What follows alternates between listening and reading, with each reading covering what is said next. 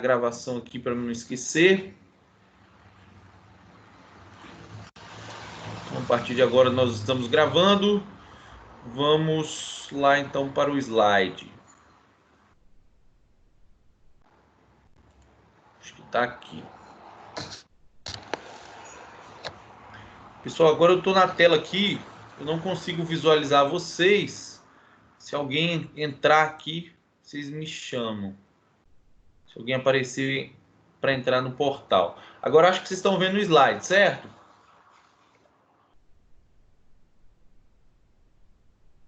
Certo. Beleza. Então a gente vai dar continuidade aqui. A parte 2 aqui dessa unidade é a gente falando da articulação do joelho, tornozelo e pé. Bom, uma visão geral da anatomia do joelho, né? O joelho é uma estrutura que é composto ali pelo fêmur e a tíbia, né? Aqui a gente consegue ver a fíbula, mas a articulação é a articulação do fêmur com a tíbia. Entre essas estruturas, a gente tem o menisco, que é essa articulação que permite ao maior contato do fêmur com a tíbia, né? Esse menisco ele tem uma parte chamada de menisco lateral e menisco medial. E também tem os ligamentos, né? Uma série de ligamentos. Aqui a gente está vendo o ligamento colaterais, que são esses dois ligamentos aqui, né? Esse aqui é o ligamento colateral fibular e aqui o ligamento colateral tibial, né? Acho que mais alguém entrou ali.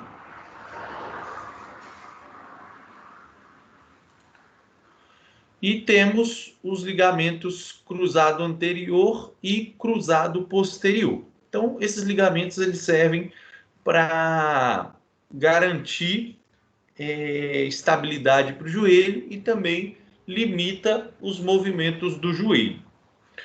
Bom, se eu perguntasse para vocês aqui, ó, a gente está vendo aqui que isso aqui é o fêmur, isso aqui é a tuberosidade da tíbia e isso aqui é a fíbula, né? Se a gente fosse pensar nesse joelho, qual joelho é esse? É o esquerdo ou é o direito para vocês? O que vocês acham aí?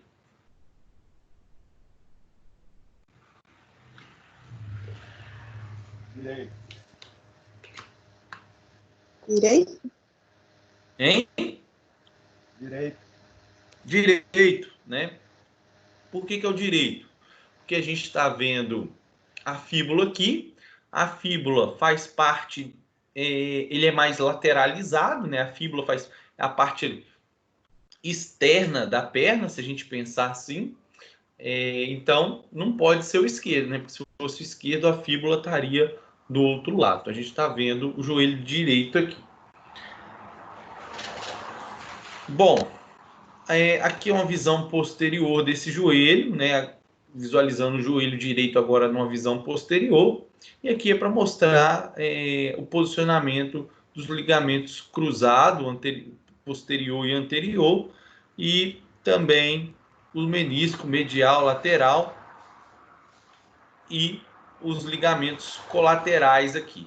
Esse ligamento aqui, chamado de ligamento fibular, também é chamado de ligamento colateral lateral, e esse ligamento colateral tibial também é chamado de ligamento colateral medial, né? Eu costumo usar também esses termos. Mais gente entrando. Bom, existe nessa relação quadril-joelho, né? A relação quadril e joelho é formado por um ângulo chamado de ângulo Q, né? O que é esse ângulo Q? É o ângulo formado entre as retas, entre dois tipos de reta. A primeira reta é a que passa pelo centro da patela e a tuberosidade da tíbia. Então, a primeira reta é essa daqui, ó. Essa linha que a gente está vendo aqui completamente na vertical, ou seja, ela começa na tuberosidade da tíbia, passa pela patela, subindo, forma a primeira linha, e A segunda linha é essa linha que forma entre a crista ilíaca superior, percorrendo na direção aqui do centro do fêmur. Então, a segunda linha pelo centro da patela e crista ilíaca superior. Então, da crista ilíaca até o centro superior. Vou só admitir aqui.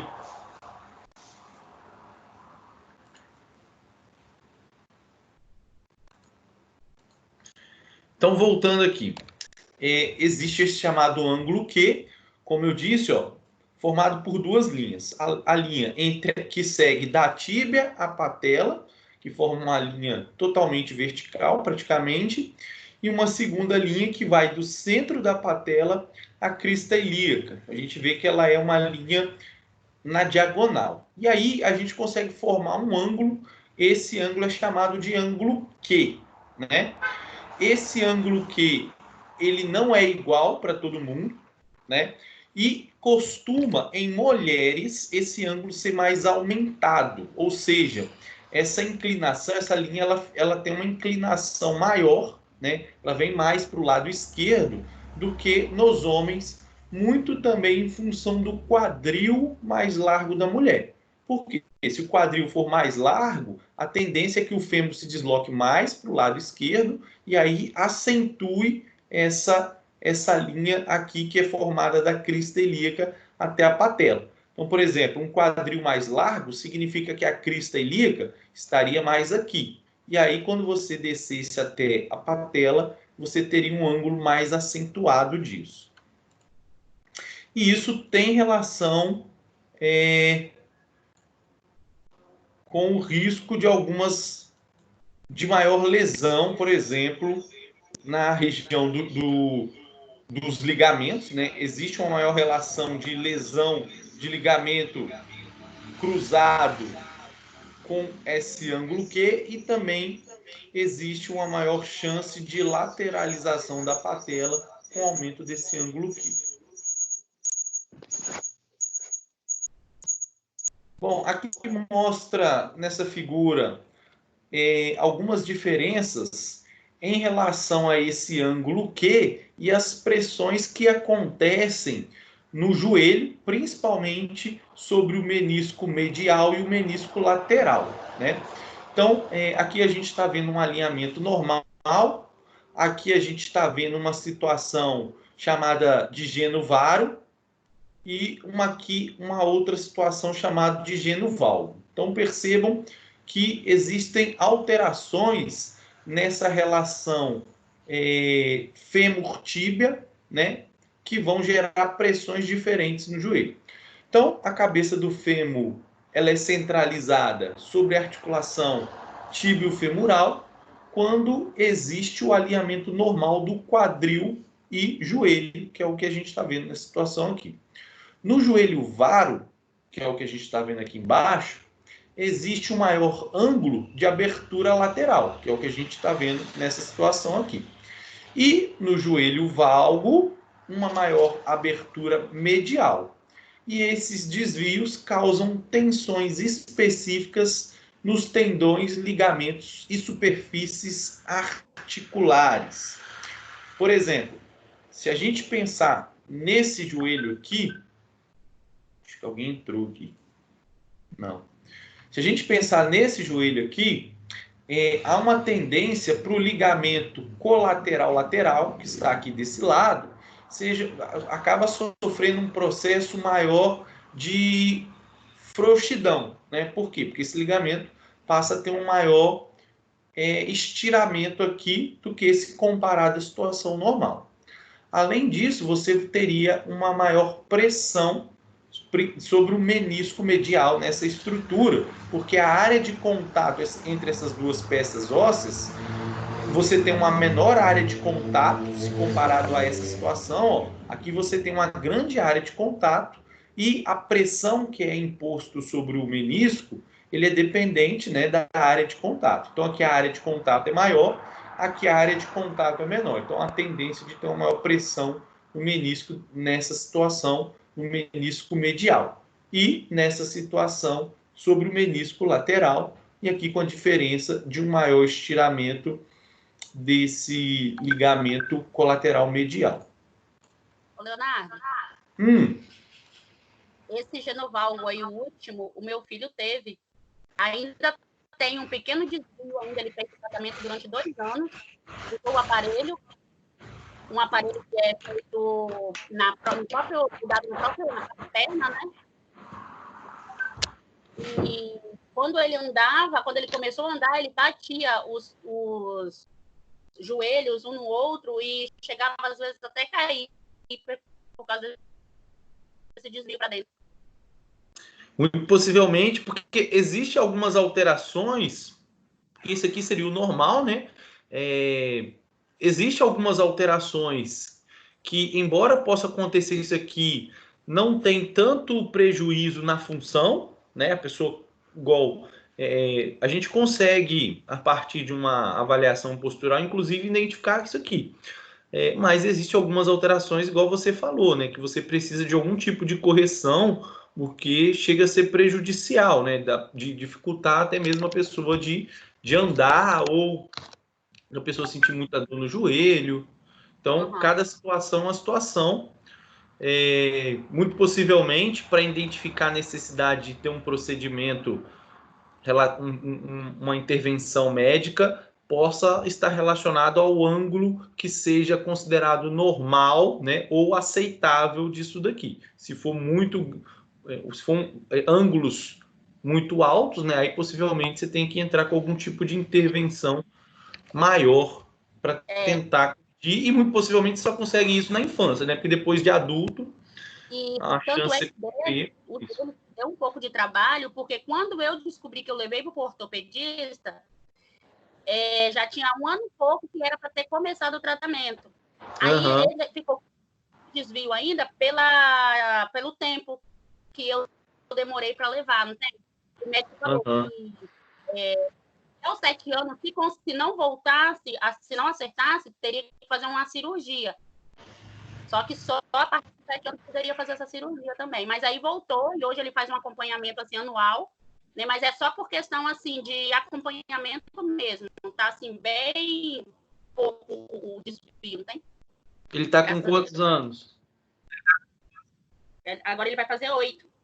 E quando ele estava usando esse aparelho, era quanto tempo? Foi por quantos anos, mais ou menos? 2 anos, eu descobri por 2 anos. Ah, tá. Foi bem novinho. Aí usou 1 ano e pouco, você falou? 2 anos usou. Entendi. Ainda. É importante tentar corrigir isso, né, no início, né? Porque ainda você consegue, de alguma forma, modular o crescimento ósseo para, né, normalizar. Depois de velho, não tem jeito mais não. Okay. Aí é bom até mesmo a gente ter essa noção, né, do que é normal, do que não é, até mesmo para poder intervir igual você fez aí. Ok, obrigada. Vamos lá. Então, o que seria dentro dos limites normais, igual a gente estava conversando? Então, limites para homens e mulheres para esse ângulo Q, né?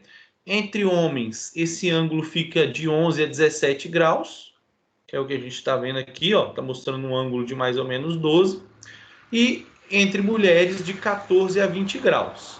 Valores fora desses limites são considerados patológicos e sobrecarregam todas as estruturas das articulações envolvidas. E aí cai na situação igual foi a Vanete que falou aí, né? Que aí precisou de um procedimento para tentar corrigir na infância aí. Então a gente tem essas opções também. Bom, movimentos do joelho. Quando a gente fala de movimentos do joelho, quais são as ações que o joelho executa? Flexão. Extensão, flexão. Basicamente, flexão e extensão. Embora, acho que numa aula prática ainda, quando a gente ainda fazia aula prática, eu ainda cheguei a comentar que você ainda tem um pequeno movimento de rotação interna e externa que acontecem apenas quando o joelho está flexionado. Acho que eu cheguei a comentar sobre isso. Então, os movimentos do joelho são os movimentos de flexão e extensão. Esses são os principais movimentos do joelho. E aqui está mostrando os movimentos de rotação externa e rotação interna, lembrando que esses movimentos só ocorrem quando o joelho está semiflexionado. Então, movimentos de rotação só são possíveis se o joelho estiver aí 20 a 30 graus de flexão. E essa rotação interna é de aproximadamente essa daqui de 30 graus e a externa de 45. Músculos envolvidos. Então a gente vai rever algumas coisas, já até falei na aula passada lá do quadríceps, né? Eu vou até apresentar o mesmo videozinho, de repente para quem não assistiu, a gente vai ver alguns vídeos relembrando.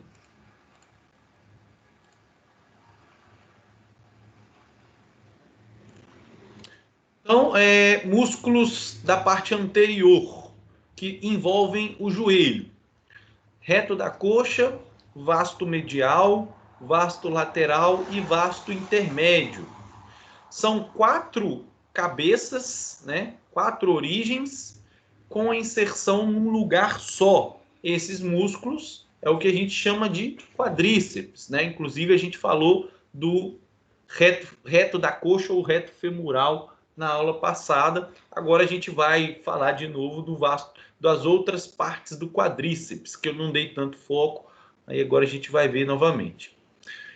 E a parte dos músculos posteriores relacionados ao joelho, que é o bíceps femoral ou bíceps da coxa, a gente falou dele na aula passada, semimembranoso, semitendinoso.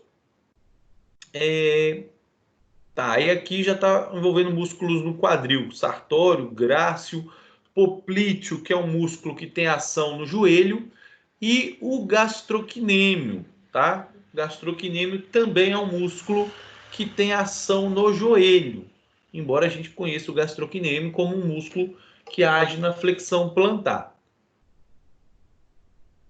Mas nós vamos ver que ele tem ação no joelho também. Músculos posteriores. Isso aqui tem algumas coisas que eu não sei porque que está aqui, igual o glúteo máximo. Glúteo máximo tem ação no joelho?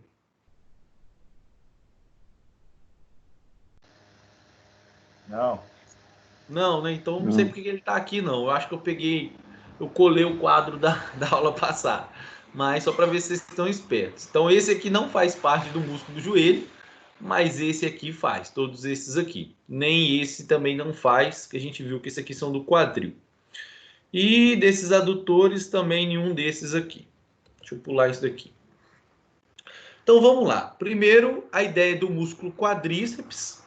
Ele é formado lá pelo reto femoral, que a gente viu que começa lá na crista ilíaca, portanto, atravessa a articulação do quadril.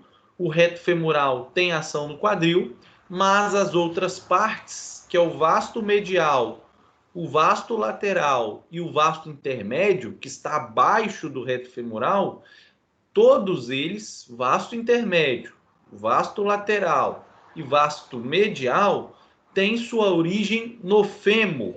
Portanto, eles atravessam apenas a articulação do joelho. Portanto, eles exercem ação apenas no joelho. Isso aqui eu vou passar mais rápido, porque acho que a gente falou na aula passada, só para relembrá-los, tá?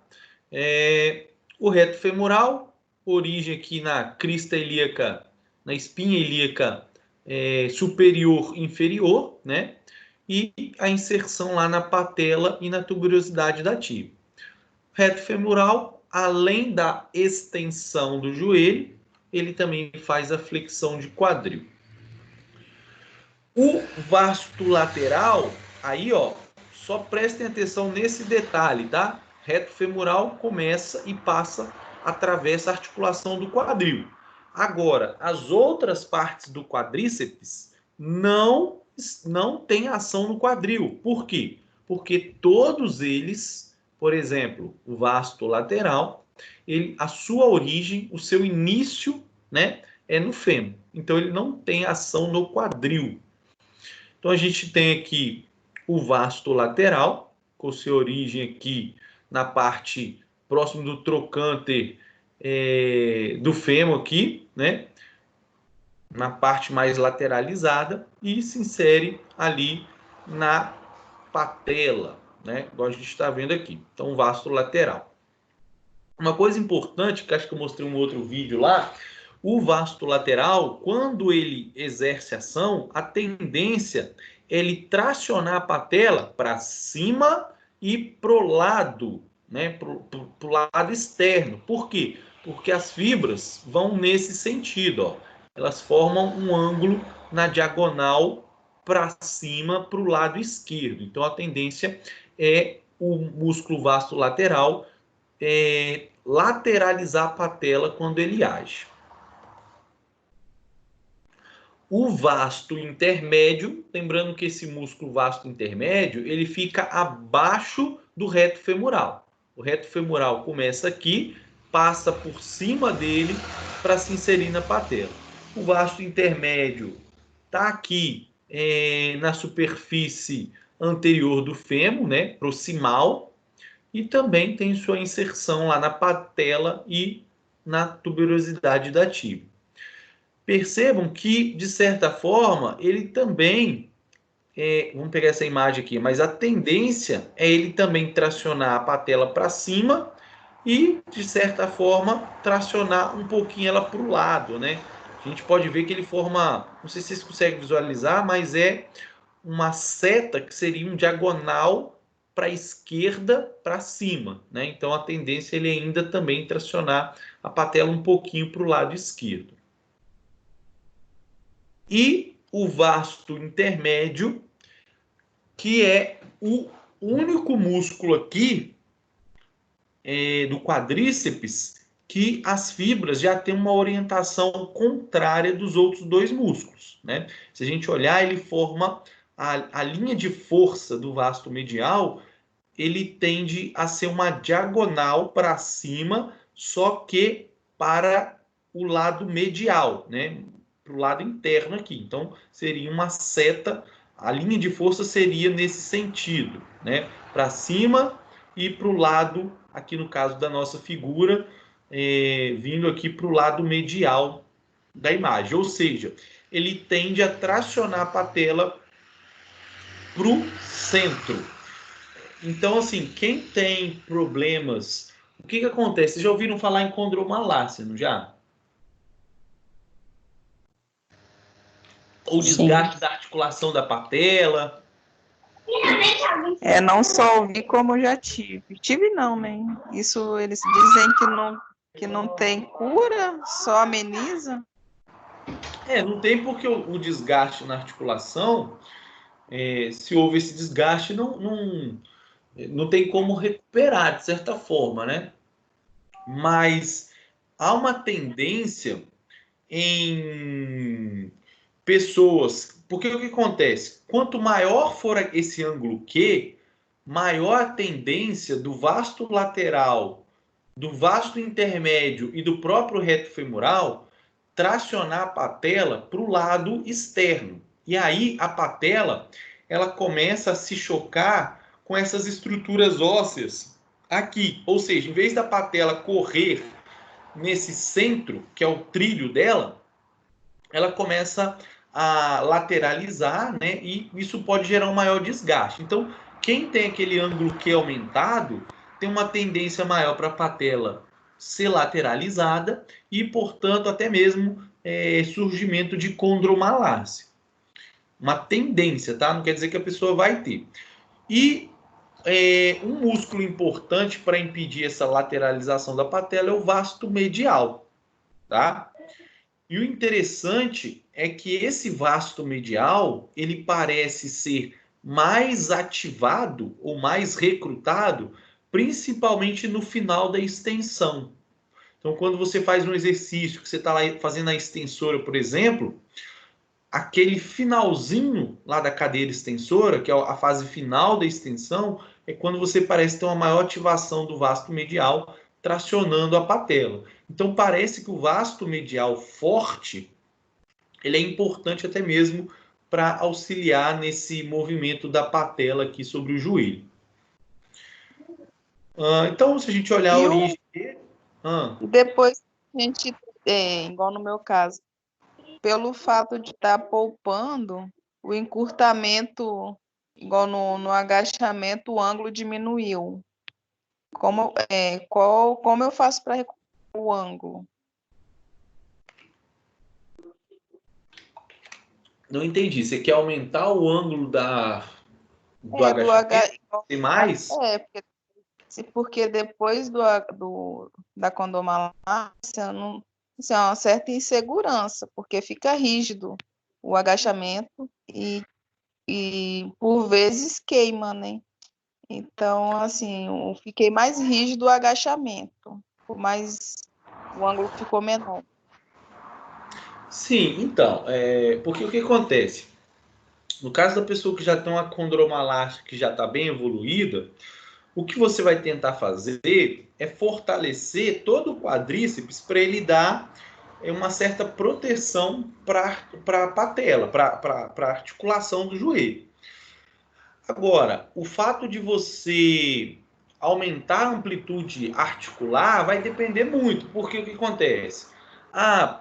Se você sente dor no joelho ao flexionar demais o joelho, é melhor você fazer o exercício com uma certa limitação de movimento e, portanto, evitar flexões excessivas, porque nessa flexão excessiva a pressão sobre a patela ela tende a ser maior, porque quanto mais flexionado está seu joelho, mais a patela é pressionada quanto o fêmur. Então, por isso que quando você flexiona demais o joelho, quando você desce demais com a barra, por exemplo, no agachamento, você vai ter essa sensação de queimação e de dor.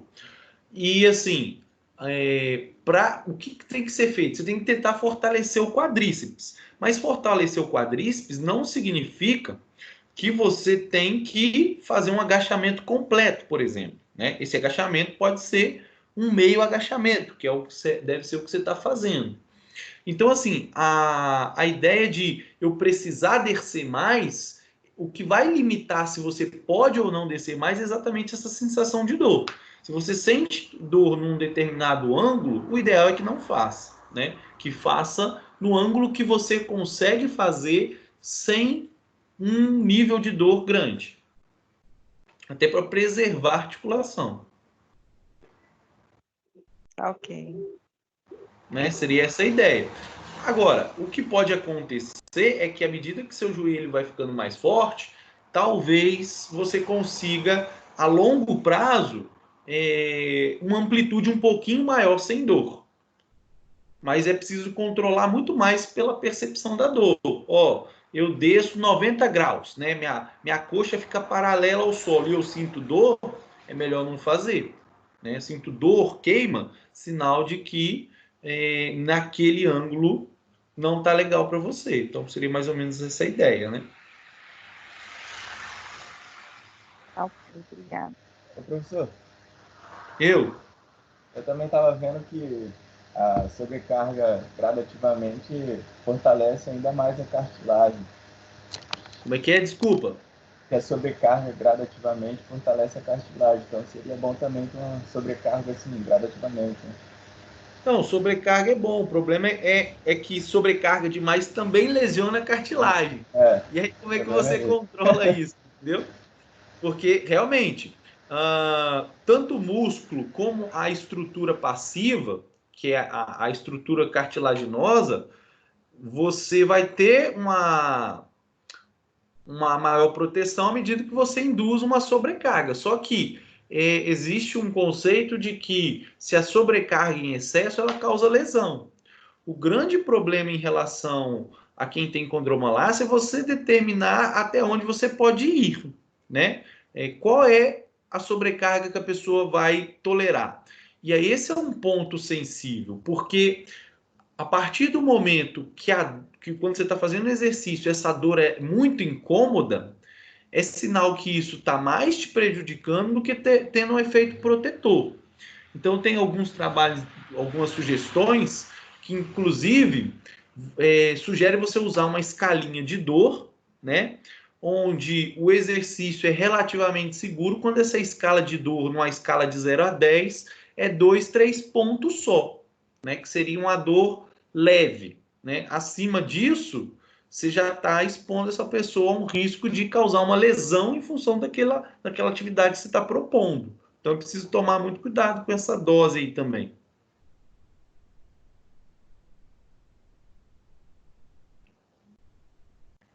Beleza? Show.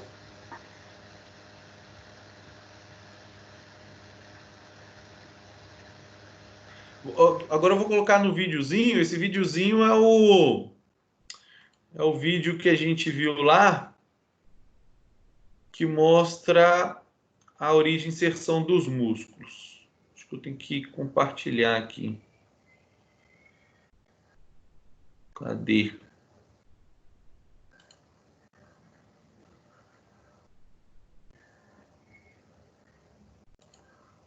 Espera aí, galera.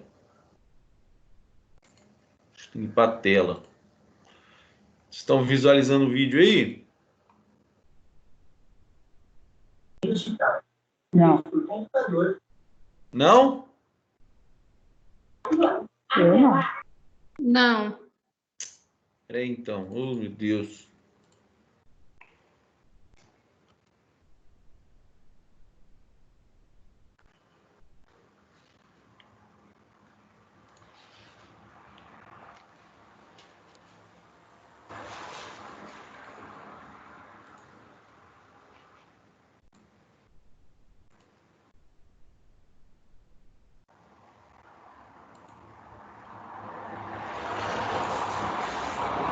Agora sim, né? Sim. Então a gente vai ver aqui, mostrando ali a origem e inserção desses músculos do quadríceps. Eu acho que esse vídeo eu coloquei lá na aula anterior, né? Mas aqui é só para relembrar. Então ele vai mostrar a inserção dessas 4 partes que a gente falou do quadríceps, o vasto intermédio, vasto lateral e vasto medial, mostrando a inserção deles ali na patela e na região da tuberosidade da tíbia. E aí vai mostrar ali a origem de cada um. Demora um pouco, empola. Então, quadríceps femoral.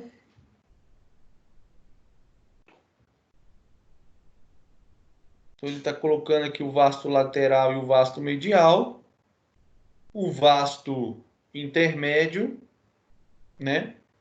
Formando ali.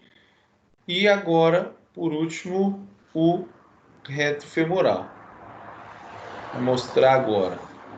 E aqui o reto femoral. Então, esses 4 músculos, essas 4 origens, na verdade, né, formam um quadríceps. Quadríceps é um músculo com 4 origens e uma inserção.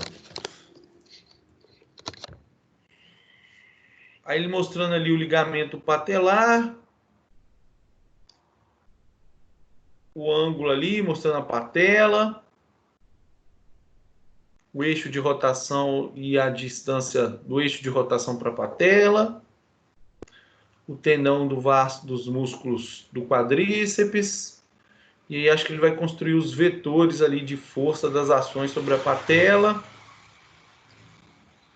Então a gente vê que tem músculos ali que agem sobre a patela, diretamente na tíbia.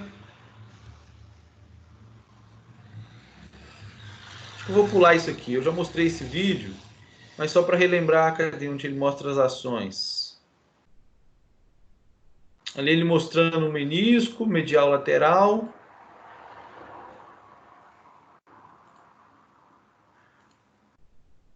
Cadê, meu filho? Mostra a ação logo. Ah, isso aqui que eu queria mostrar, o que eu acho que eu comentei na outra aula, que é, então, essa lateralização da patela tem muito a ver com aquilo que eu falei, do vasto lateral e o vasto intermédio, por exemplo, lateralizando a patela. E o vasto medial fazendo esse processo de trazer ela para o centro de novo, para o meio. O reto femoral, que é uma parte do quadríceps, flexiona o quadril, e os outros músculos, que eu não sei onde foi parar a ação. Cadê? Ah, tá. E os outros músculos do quadríceps agem na extensão do joelho. Ela não mostrou aqui. Cadê?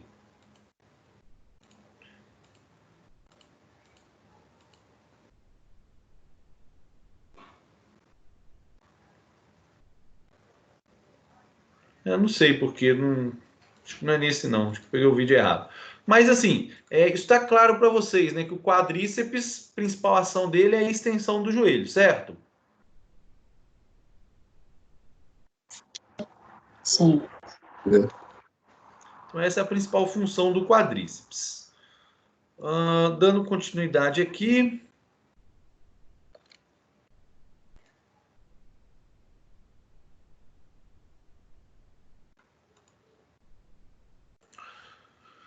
Nós temos lá os isquiotibiais, né? Os isquiotibiais, vocês lembram por quais músculos são formados os isquiotibiais?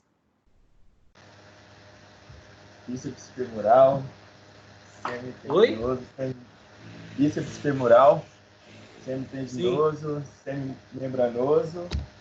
E aí? Esses três aí. Então, isquiotibiais, por que isco? Porque eles têm origem no isco, tibial, porque eles se inserem na tíbia. O semitendinoso e o semimembranoso, eles vêm para a parte interna, ele vem para a parte mais medial aqui da coxa, e o bíceps femoral, ele vem mais para a parte lateral aqui da parte posterior da coxa. Então, o bíceps femoral, ele se insere ali na tíbia e na cabeça da fíbula, e o semitendinoso e semimembranoso apenas aqui na região da tíbia mais medial. Bom, passando rapidamente, semitendinoso, origem no isco, inserção na tíbia, ele age sobre a articulação do quadril, fazendo a extensão do quadril e a rotação interna do quadril, e também age sobre o joelho, porque ele atravessa a articulação do joelho, executando a ação de flexão do joelho e rotação interna. Uma coisa importante, os músculos isquiotibiais, a função mais forte deles acaba sendo a flexão do joelho, tá? Embora eles contribuam também com as ações do quadril. O semimembranoso tem uma origem e uma inserção semelhante, e as ações é a mesma do semitendinoso. Então é a extensão do quadril e a rotação interna do quadril, flexão do joelho e rotação interna do joelho. São as principais ações. O bíceps femoral tem um detalhe, que é o fato de que o bíceps femoral ele tem duas cabeças, uma está no isquio, uma tem origem no isquio, se inserindo na fíbula, e a cabeça curta, ela tem origem aqui na metade do fêmur, né? Então ela começa na metade aqui do fêmur e se insere na fíbula e na tíbia. A cabeça curta é a única parte do bíceps femoral que só age na flexão do joelho. Já a cabeça longa age tanto na extensão do quadril e na rotação externa do quadril, como também age no joelho, nos movimentos de flexão e rotação interna. Acho que esse vídeo é o outro lá que eu já tinha reproduzido para vocês.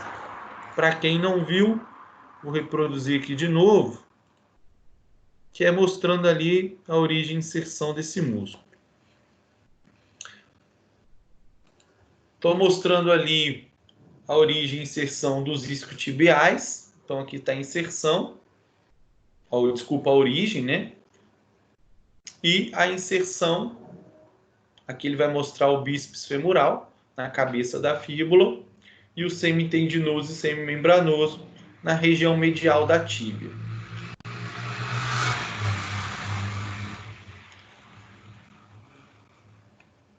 Ele mostrando ali o posicionamento desses músculos, semimembranoso,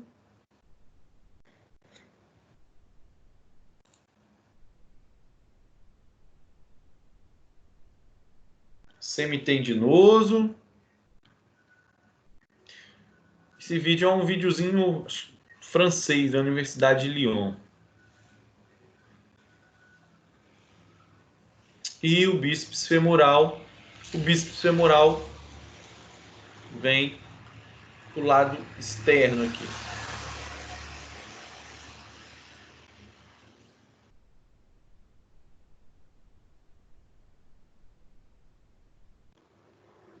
Aí mostrando as ações de flexão do joelho, envolvendo os isquiotibiais. Essa sim é a função mais forte desses isquiotibiais na flexão do joelho, mas eles também auxiliam na extensão do quadril.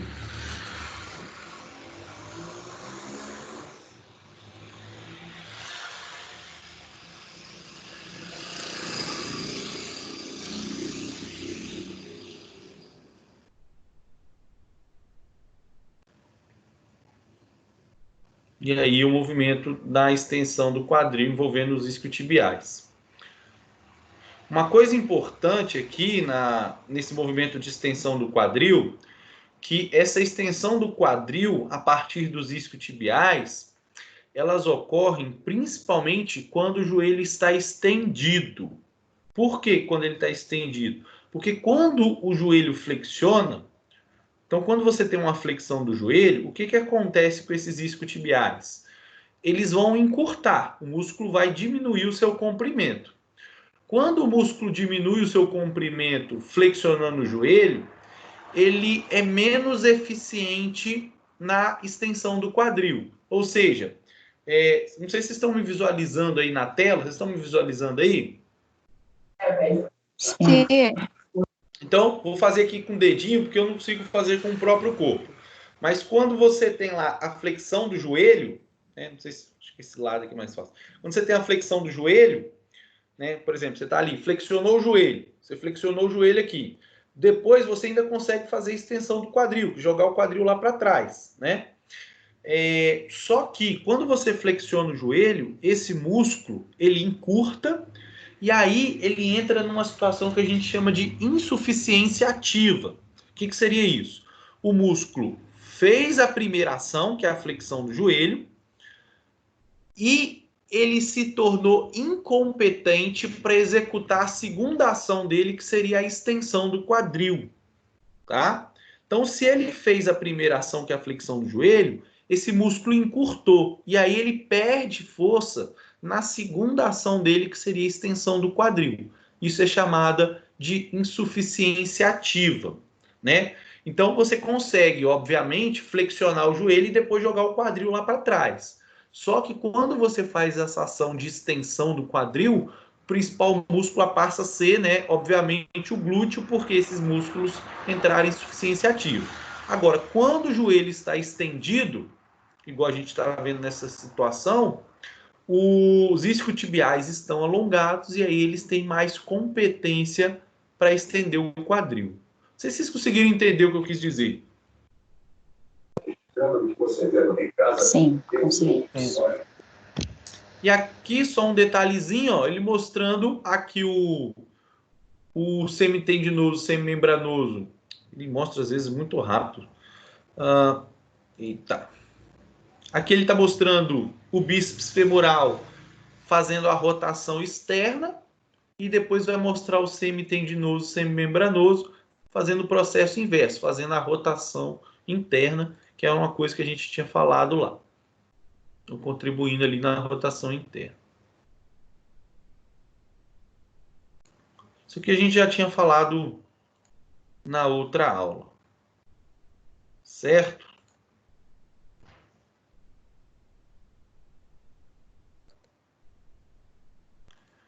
Bom, existe um outro músculo que age sobre o joelho. Embora esse músculo ele trabalhe muito mais para estabilizar aqui a articulação, que é um músculo pequeno, mas que também tem ação sobre o joelho, que é o poplíteo, né? Então a gente vê a origem dele aqui no côndilo lateral do fêmur e a inserção na parte superior medial da tíbia aqui. Então é um músculo pequeno, passa na parte posterior do joelho, portanto também age na ação de flexão do joelho e também na rotação interna. Então, quando as fibras contraem nesse sentido, a tendência é ele flexionar o joelho e também auxiliar na rotação interna. Embora é um músculo pequeno, né, não tem grande função assim, porque por ser um músculo pequeno ele tem pouca força nessas ações, mas tem lá sua importância para a articulação do joelho, para dar estabilidade. Bom, agora a gente entra na parte que de fato vocês não viram pouca coisa, que é a articulação do tornozelo e do pé. Pessoal, tranquilo até agora? Sim, Tranquilo. Beleza, né? Tranquilo. Bom, o pé, assim como a mão, que a gente, acho que eu comentei, que você tem lá os ossos do carpo, do tarso, né? Do carpo, metacarpo, né? Desculpa. No pé, a gente tem os ossos do tarso, metatarso e as falanges, proximal, medial e distal, né? Os pés também, os dedos são numerados de 1 a 5, né? Então você pode chamar de falange 1, 2, 3, 4, 5. E dentro dos ossos do tarso, você tem os ossos que cada um recebe um nome específico. Então aqui alguns nomes: cuneiforme, navicular, cuboide. Um dos ossos grandes aqui é o calcâneo, que é um local importante para a inserção de alguns músculos, principalmente dos músculos do chamado tríceps sural. Então aqui está mostrando uma visão lateral do pé, da articulação do pé. A articulação do pé, então a gente vê também vários ossos, uns unidos aos outros, né? O que nos indica que deve ter muito ligamento aqui também. Lembra, ligamento liga sempre um osso ao osso, então o pé também é uma região de vários ligamentos, que é o que a gente vai ver ali depois mais à frente. Aqui é uma visão superior do pé, mostrando os ossos do tarso, os ossos metatarsais e as falanges, proximal, medial e distal. No caso do dedão do pé, a gente só tem falange proximal e distal. Então, tem lá suas semelhanças com os ossos da mão. Aqui é uma visão lateral mostrando essa série de ligamentos que existe ali da articulação do pé. Inclusive é muito fácil, né, para quem pratica esportes ter estiramento de ligamento, né, porque o tornozelo acaba sendo uma região que em esportes de contato você tem uma chance muito grande ali de torções, e aí pode envolver ali lesões nessas estruturas ligamentares, que pode ser parcial ou completa, né? Parcial é quando você tem apenas uma pequena fissura do ligamento, completa é quando você tem o rompimento total desses ligamentos.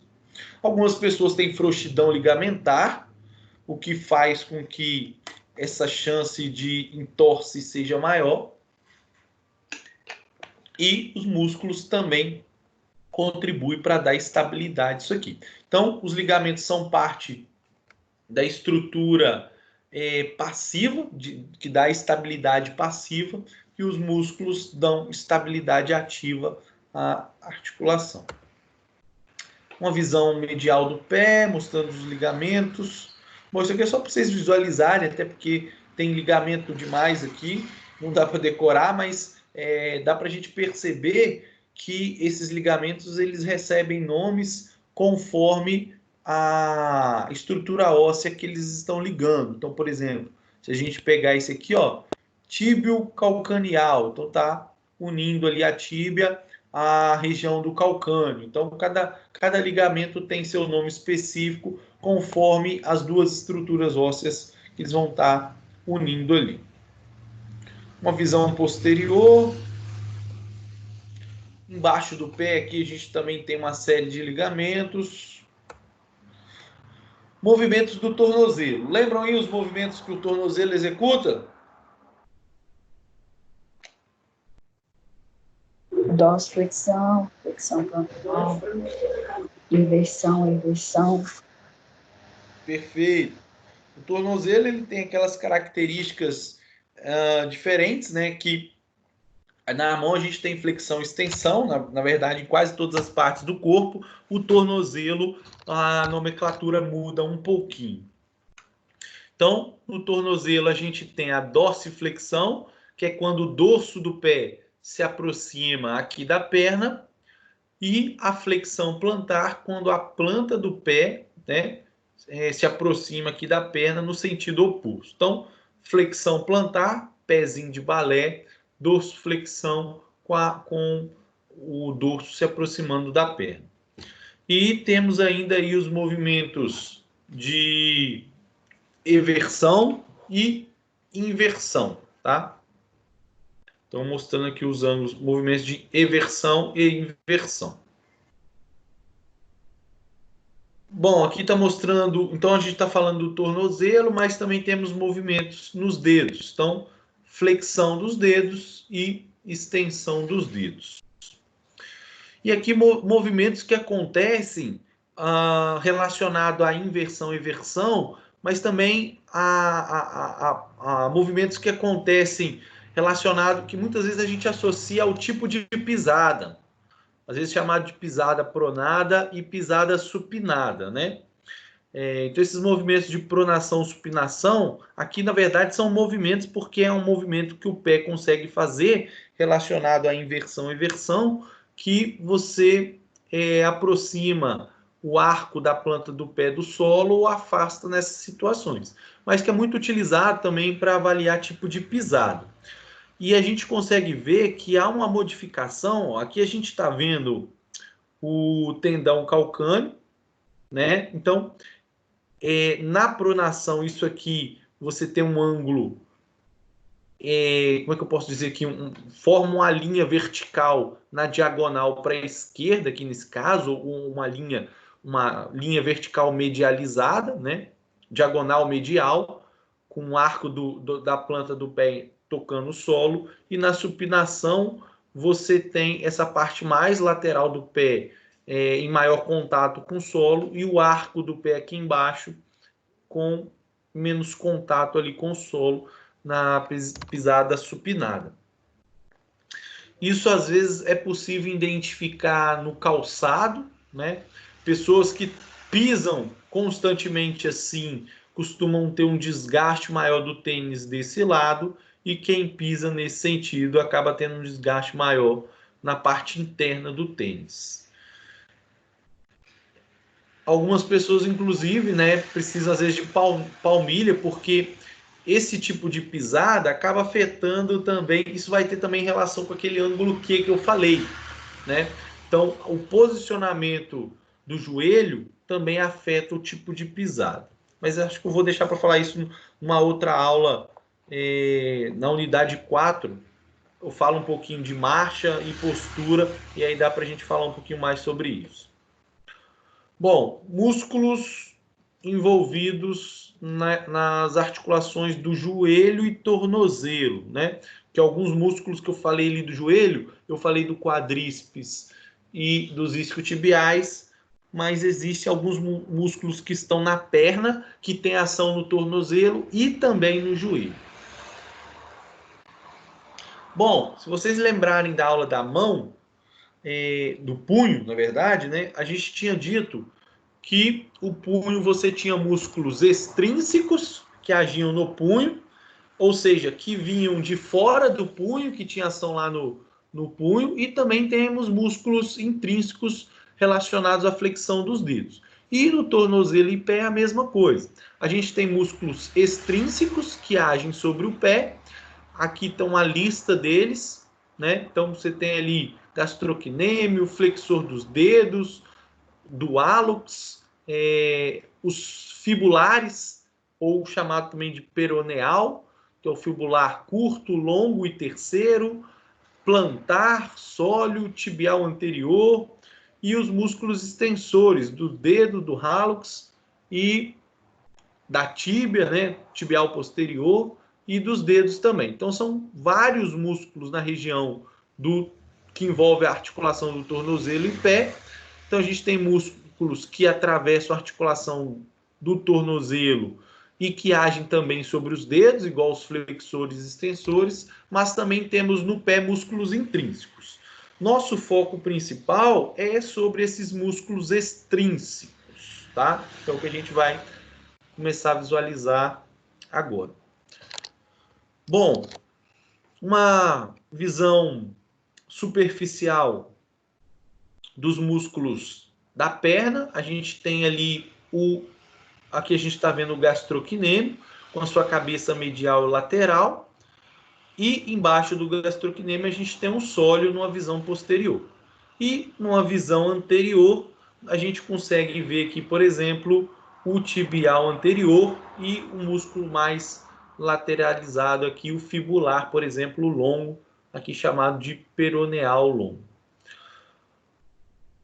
Uma coisa interessante é o seguinte, esses músculos da parte posterior da perna, eles vão ter essa ação de flexão plantar. Já os músculos mais anteriores vão estar relacionados à dorsoflexão. Aqui é uma visão lateral. Acho que nessa visão lateral a gente consegue visualizar melhor isso daqui, ó. Gastrocnêmio e sólio. A gente vê o gastrocnêmio, que é o músculo mais superficial, e o sólio, que é um músculo mais profundo. Gastrocnêmio e sólio forma o chamado tríceps sural. Vocês já ouviram falar? Tríceps sural?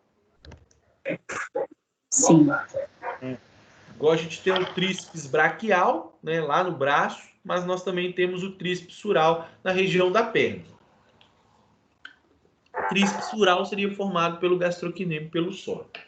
Então, uma visão lateralizada aqui. E olha só que doideira aqui, quando a gente olha o pé, ó, olha a quantidade de tendões, tá? Lembra, tendão está unindo o músculo à estrutura óssea. Então aqui a gente vê o tendão dos extensores do dedo, passando aqui por cima, e o tendão dos flexores do dedo, depois vou mostrar um videozinho para vocês, mas ele passa aqui por baixo para agir sobre os dedos do pé. Então, uma visão lateral e uma visão lateral medial do tornozelo. Mostrando aqui. Então, aqui a gente consegue ver alguns tendões dos músculos flexores dos dedos, passando aqui embaixo, por dentro aqui dos ossos do tarso, aqui, metatarso, e vão vir aqui por baixo e se fixar aqui, alguns deles, nas falanges. Uma camada mais profunda, né? Ou seja, depois que você removeu o gastrocnêmio e o sólio, que são músculos mais superficiais, você consegue ver o poplíteo, que a gente falou lá na articulação do joelho, a gente consegue ver o tibial posterior, a gente consegue ver o flexor longo dos dedos aqui e o flexor do hallux, do dedão aqui do pé. Então, são músculos mais profundos. Os músculos intrínsecos do pé, né? Intrínsecos que estão apenas dentro do pé.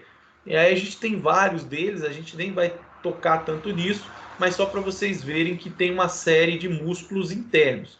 Inclusive, o pessoal usa muito para tentar fazer um processo de relaxamento com o pé, não só a massagem com a mão, mas aquelas bolinhas de tênis para a pessoa pisar ali. Então a gente vê que possivelmente quando você pisa numa bolinha de tênis, você está lá massageando, estimulando esses músculos aqui na parte da planta do pé. 8h20, eu vou fazer o seguinte, eu vou começar a falar de origem e inserção. Acho que eu vou dar uma pausa aqui, né? Já está na hora já também. Certo? Vou dar uma pausa aqui. Tudo bem para vocês? Vocês estão me ouvindo aí? Vocês estão vivos aí? Bem, pessoal. Tranquilo, tranquilo. Beleza. Vou fazer o seguinte, vamos fazer aquela pausa nossa e depois a gente continua. Não tem muita coisa não, acho que vai ser rápido, tá, gente? É tranquila essa parte aqui. Mas eu vou dar uma pausa aí para quem quiser comer alguma coisa. 8h20. Que horas vocês querem voltar aí? Amanhã. 10 minutinhos só, professor. Oi?